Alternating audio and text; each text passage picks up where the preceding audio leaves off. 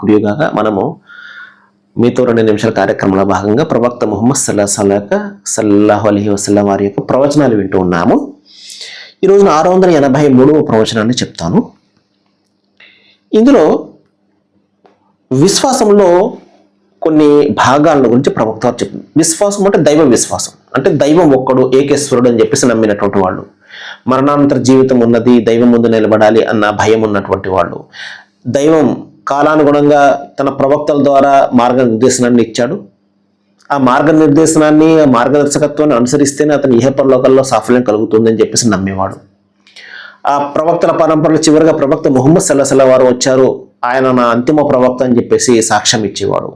ఈ సృష్టికి కర్త ఒక్కడే, ఆయన తప్ప మరొకడు ఆరాధ్యుడు లేడు అని మనసా వాచా కర్మేణ నమ్మి దాన్ని స్థిరపరిచి బలపరిచి సాక్ష్యం ఇచ్చేవాడు.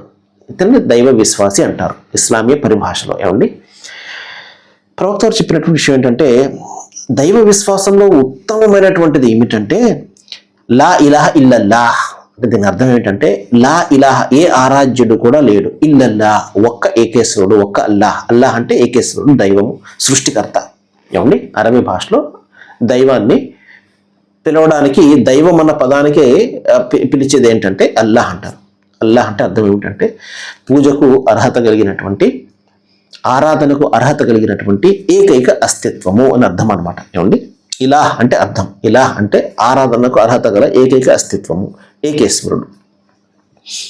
సో ఆయన తప్ప మరొక ఆరాధ్యుడు లేడు.